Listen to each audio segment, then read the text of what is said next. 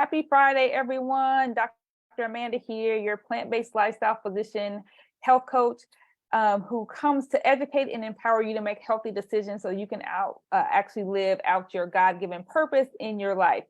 And of course, I always have to let you know that the information that you hear here is for education and informational purposes only, and to always contact your own personal healthcare provider or your own physician to make sure that what we talk about here is actually great for yourself. All right, I have a wonderful guest here today, so I'm going to allow her to introduce herself. So Dr. Frundi, can you introduce yourself to the audience?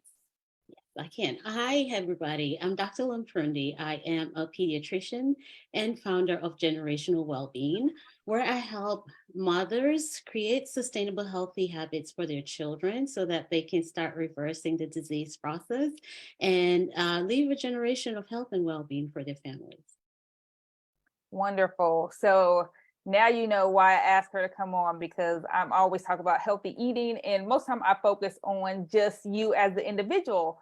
But today we're going to talk about how to eat healthy as a family, and also talk about children and their eating habits, because as you heard, she is a pediatrician, and we definitely see that how chronic illnesses are now starting to actually spill over now into our young children in the pediatric population. And it's not just us in internal medicine and adults that are seeing it. So thank you for coming to talk with us today. Thank you. And oh, wonderful. I'm just going to ask you in general, because you talk to moms how they eat for their children to eat healthy. How do you go about talking to a family about how they can eat healthy as a family? Because most of the time people are like, oh, well, this person likes that, this person likes that, and then my kids are very picky eaters. So what do you usually tell a mom or a parent when they come to you and say this? So really, it's different for different people, but in general, what I say is you provide the structure in the family. You control the environment in your household. There are a lot of picky eaters just because, in this day and time, there's a lot of variety. There's so many options and stuff. The kids don't want to eat this because they have the variety. But if you can control what comes into your household, then you're controlling what they have access to. And then if you provide some kind of a structure in place so we have scheduled but flexible times where we have 3 meals a day and snack time, you avoid that habit of grazing, because what I notice, most picky eaters are grazers. They just snack throughout the day. And then when it comes time for you to offer a meal, they're not hungry. So if something that they're not really taken to is not their preferential taste, they're more than likely not going to want to eat it. So you controlling the environment and providing that structure goes a long way. Yes, that's so true, because when I was able to actually have my daughter eat, this is what I want you to have to eat, and this is when you're going to eat it. That was like so much easier. But now she's in like daycare and see other kids with different other foods, or my husband may be eating something different, so now she wants that. And like I said, she just like doesn't eat a meal. She just wants to go like here and here and now. And I'm trying to get back on that structure, saying, no, this is when dinner time is. You either eat now or you don't eat. So that is definitely very hard to implement.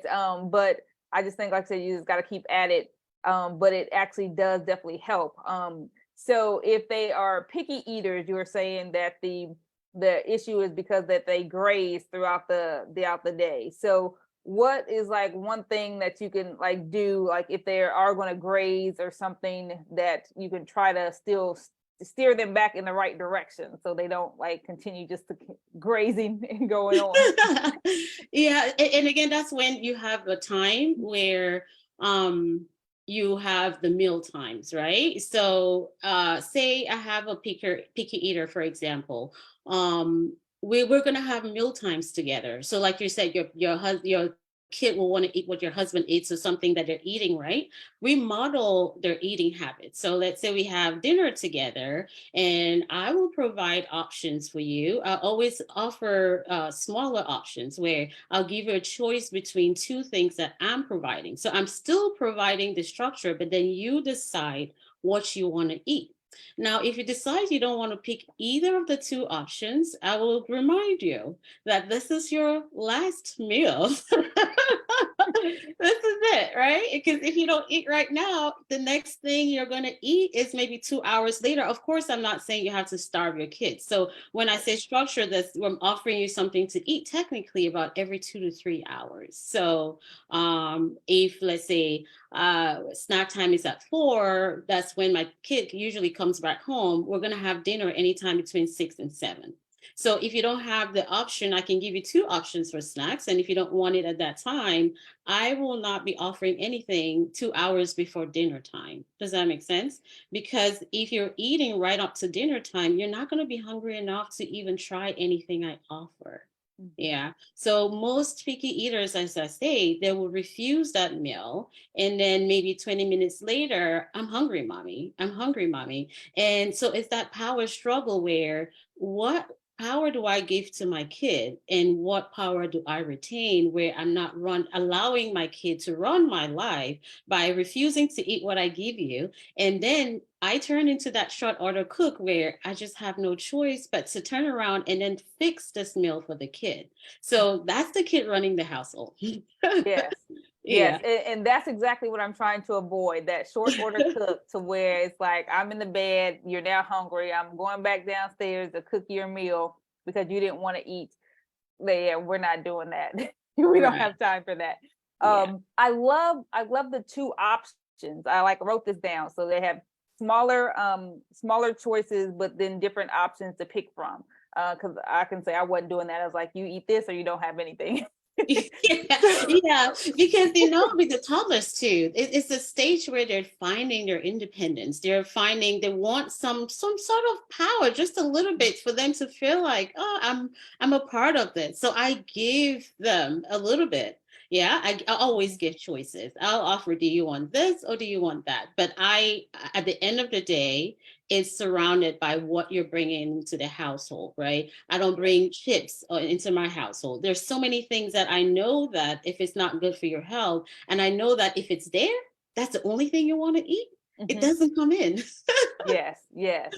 Or So, it could come in bite size. So say if we decide, okay, I want to bring in some snack that I know you really like, but I know that if it's there, that's all you want to eat. I'm not going to go to say Sam's Club and buy a big bag. I'm yes. I'm going to Sam's Club and buy a huge bag because that brings a problem where that Mhm. kid is going to want to eat that thing until it is finished. So I may go get someplace where I get a slice of cake or something where you sit there one eating and then it's done. And as it's done, it's out of the household, out of sight. We don't think about it. Yes, yes.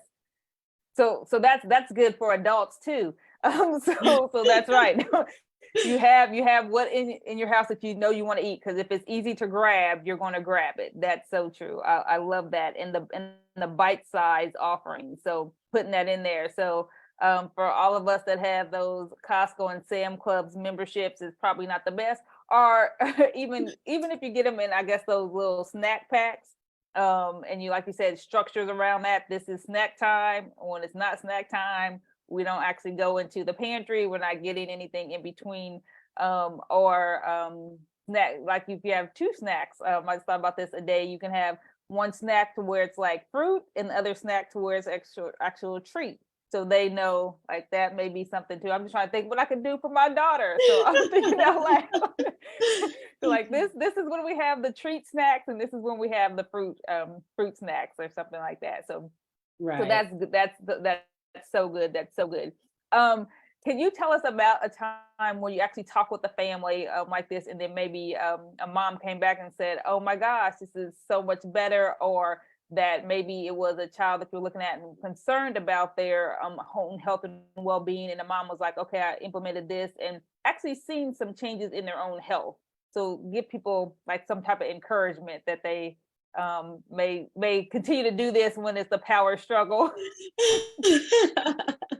Yeah, I have so many. Let's see. I want to talk about this particular family because um it was it was I like this particular story. This was a teenager, and the reason why we started talking about changes is because at this point his cholesterol level was over the roof. He was overweight, or he was diagnosed with obesity at this point, where we had to really start making changes to start reversing his numbers. So we started out with, again, like the structure, and then we talked about him being involved with the shopping. Mom at that time used to go to wholesale, right? She would go wholesale, Sam's Club, Costco, and they'll buy everything in bulk, and that's how things worked out. So we talked about changing the whole environment in the house. That meant that, again, mom was not going to buy all those snacks and stuff. Now, when it came to eating itself, as far as fruits and vegetable options and stuff, so we snacked only on fruits. So there's nothing else. So we took out ultra processed foods to begin with. And we had it where our snack time was fruit time, and then drinks were water only. Because there's a lot of added sugar Yeah.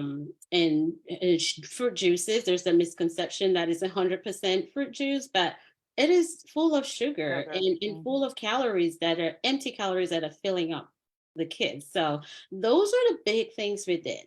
But this particular kid took it an extra step where he was in charge of the shopping.